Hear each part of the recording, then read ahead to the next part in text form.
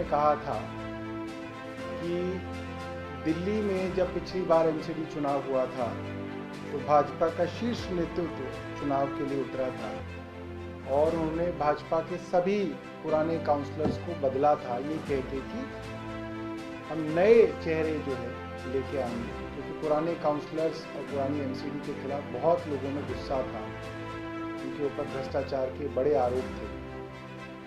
और उसके बाद दिल्ली के अंदर 181 भाजपा के काउंसलर्स चुने गए और भाजपा की सरकार दोबारा से एमसीडी में बनी। और हमने कहा था कि उसके बावजूद भी भाजपा द्वारा संचालित एमसीडी भ्रष्टाचार के नए कीर्तिमान स्थापित कर रही है, नए रिकॉर्ड्स बना रही है। और उसके लिए हमने कैंपेन शुरू की है बीजेपी 181, भाजपा 181। और इसके अंदर हर नई प्रेस कॉन्फ्रेंस में हम एक नई लूट की स्कीम उजागर करेंगे जिसके द्वारा भाजपा ने एमसीडी में भ्रष्टाचार फैलाया हुआ है।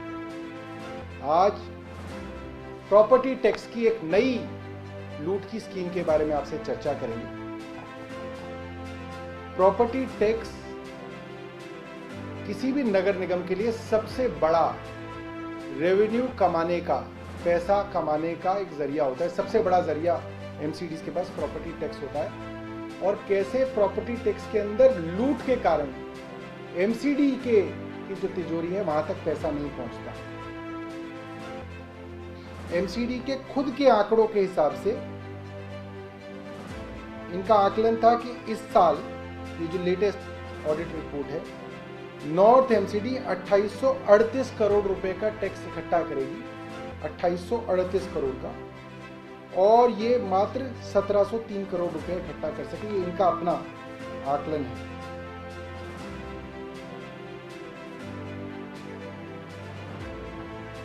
सबसे बड़ी बेईमानी जो एमसीडी, नॉर्थ एमसीडी के अंदर हो रही है वो ये है कि ये प्रॉपर्टी टैक्स से संबंधित खाते ही नहीं मेंटेन करते। कोई तरीका नहीं है जानने का कि उन्होंने कितनी बेईमानी करी। और इसके लिए खुद देश की सबसे बड़ी अदालत सुप्रीम कोर्ट ने 2002 में कहा है कि डबल एंट्री सिस्टम टैक्स का लागू किया जाए, और अब 2020 हो रहा है। इसके बावजूद जो 2002 से 2020 18 साल हो गए और इन्होंने डबल एंट्री सिस्टम एमसीडी के अंदर, खासतौर पे नॉर्थ एमसीडी के अंदर लागू नहीं किया है। इसके लिए खर्चा ये कई बार कर चुके हैं, कई बार ये चार्टर्ड अकाउंटेंट्स को पैसा दे चुके हैं, मगर इस तरीके का सिस्टम जो है इन्होंने अभी तक नहीं लाए। ये जो भी मैं जानकारी आपको दूंगा ये कोई काल्पनिक जानकारी नहीं है, सीधा सीधा नॉर्थ एमसीडी की लेटेस्ट ऑडिट रिपोर्ट से मैं आपको ये जानकारी दे रहा हूं। आप ये समझिए कि एमसीडी प्रॉपर्टी टैक्स में धांधली करती कैसे। किसी भी एक प्रॉपर्टी की कितना टैक्स लगाया जाएगा ये एमसीडी ने कोई रजिस्टर में मेंटेन नहीं किया।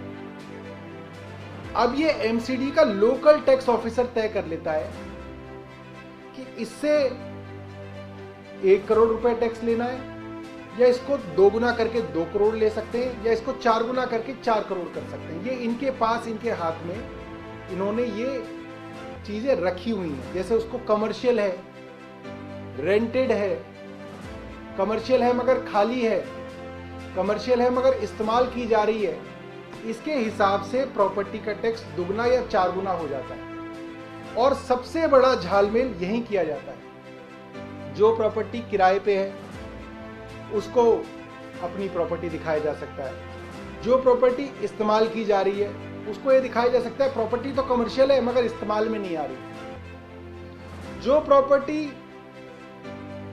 इस्तेमाल में है, कमर्शियल है, उसको ये दिखाया जा सकता है कि वो वेकेंट है, वो खाली जमीन है। जिस खाली जमीन पर प्रॉपर्टी बन चुकी है उसको एमसीडी अपने रिकॉर्ड में दिखा सकती है कि यह प्रॉपर्टी अभी खाली है।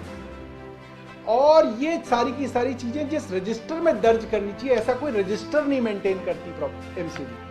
देखिए इनकी खुद की ऑडिट रिपोर्ट के अंदर लिखा है the department has no register, no record, no details of exempted property. किन किन प्रॉपर्टी का प्रॉपर्टी टैक्स माफ कर दिया गया है, ऐसा कोई रजिस्टर ही नहीं मेंटेन किया जाता। जब ये 2003 में प्रॉपर्टी टैक्स का कानून बना तो ये कहा गया कि एमसीडी के अधिकारी सारी की सारी प्रॉपर्टीज का सर्वे करेंगे, इंस्पेक्शन करेंगे, क्योंकि आप सर्वे करेंगे, इंस्पेक्शन करेंगे तभी तो आपको मालूम होगा ये रेजिडेंशियल है या कमर्शियल है। कमर्शियल है तो किस काम में आ रही है, काम में आ रही है या खाली पड़ी है, खुद इस्तेमाल की जा रही है या किराए पे दी हुई है, क्योंकि इसके हिसाब से प्रॉपर्टी टैक्स दुगने से लेकर 4 गुना हो जाता है। तो इनकी ही audit report, internal audit report है इनकी, जो कह रही है survey was neither conducted after the implementation of unit area method of the property tax, that is in 2004, nor was the property tax returns scrutinized 100%. In absence of survey and not scrutinized PTRs, loss of revenue on account of property tax could not be ascertained. इनको ये ही नहीं पता कि इसको कितने हजार करोड़ का property tax का घाटा हो रहा है, क्योंकि जानबूझ के ये सर्वे, ये इंस्पेक्शन नहीं किए गए। आगे कहता है असेसमेंट बुक तक इन्होंने पिछले 15 साल से मेंटेन नहीं की हुई। आगे कहते हैं कि 11,47,000 प्रॉपर्टीज को यूनिक प्रॉपर्टी आइडेंटिफिकेशन नंबर तो दिया गया कई करोड़ रुपए खर्च करके, मगर उनके भी रजिस्टर मेंटेन नहीं किए गए ताकि इसमें धांधली की जा सके। और आगे इन्होंने कुछ उदाहरण दिए इनके ऑडिटर के कि कैसे बड़े बड़े कमर्शियल बिल्डिंग्स के अंदर प्रॉपर्टी टैक्स की चोरी हो रही है, और उदाहरण इनकी खुद की ऑडिट रिपोर्ट के अंदर है।